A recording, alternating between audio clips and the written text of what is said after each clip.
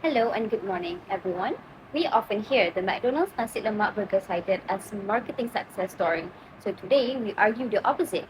This promotion represents a profound strategic and operational failure. While the product generated massive initial hype, its immediate and abrupt withdrawal due to stock out was a catastrophic breach of customer trust.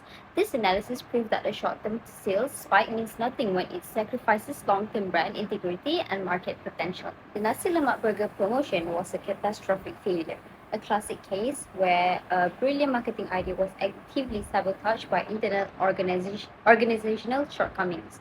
We must challenge the myth of its short-term success. The initial unprecedented sales velocity was not a triumph of scarcity. It was undeniable evidence of catastrophic demand forecasting failure.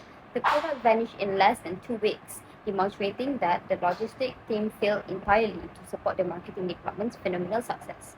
The results were severe strategic losses, operational collapse, immediate erosion of brand credibility, and a failure to secure a long-term customer relationship value, which is CLV, that McDonald's desperately needed from a localization effort. When we look at the marketing mix, we see where the breakdown occurred.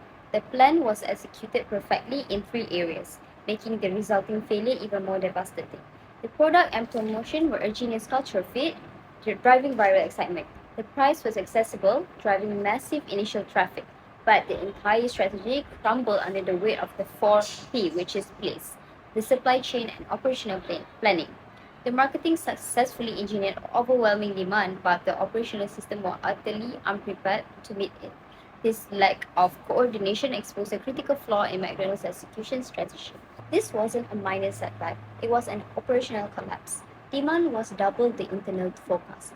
Fundamental and costly failure in integrated demand and supply planning, IDSP. Critical ingredients. The specific buns and sambal ran out, forcing an unmanaged premature withdrawal. This act of pulling their product violated the implicit customer promise. They allowed a multi-million-dollar marketing investment to crash and burn because the logistic team failed to provide the most basic component for the food: sustained product availability. This demonstrated a serious vulnerability in McDonald's core operational competence. Consequences of this mistake was self-inflicted wound that cost the brand far more than the initial profits. Negative brand sentiment. Customer excitement was replaced with profound disappointment and perceived incompetence, actively damaging the goodwill the localization effort was supposed to build.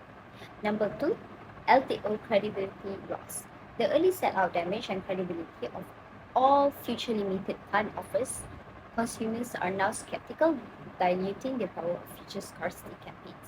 The third one is sacrifice customers' lifetime value, CLV. McDonald's lost the opportunity to convert a massive wave of high-driven traffic into consistent, long-term, high-value repeat customers.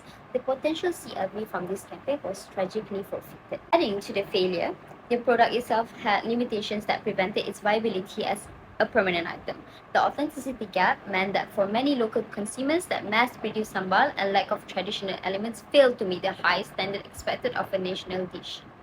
Crucially, the buzz McDonald's created ceded market space to competitors. Local rivals like My Burger Lab quickly entered the market with their own nasi lemak burgers, which were often perceived as more authentic and gourmet. McDonald's failure to sustain its presence allowed these agile competitors to capitalize on the established consumer interest and permanently occupy the category McDonald's had pioneered. To ensure future campaigns don't suffer the same fatal law, McDonald's must focus on internal integration and risk mitigation. Firstly, operational foresight. Implement a robust integrated demand and supply planning IDSP system.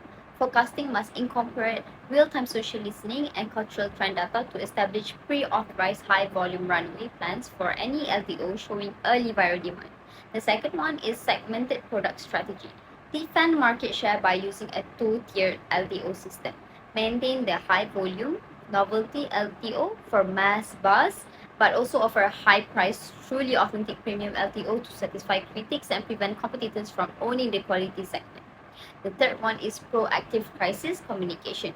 Establish protocol for imminent stock outs instead of simple sold out notice. Offer immediate communication that maintains trust, such as guaranteeing a return date or offering a compensation to the disappointed customer. McDonald's Nasi Lemak burger story is a profound cautionary tale of a product that failed to live up to its true potential. The immediate sellout was simply the symptom of a massive, costly failure in internal coordination and demand forecasting. This strategic failure was far more damaging than in any initial sales gain, resulting in direct harm to the brand credibility, the forfeiture of valuable market share to competitors, and the destruction of a potential flagship product. McDonald's did not succeed. They severely limited their own success through incompetence and operational complacency. The ultimate lesson is very clear. Marketing can create massive demand, but without an integrated infrastructure to support it, that demand will only lead to the most catastrophic form of failure. So that's all from me. Thank you for watching.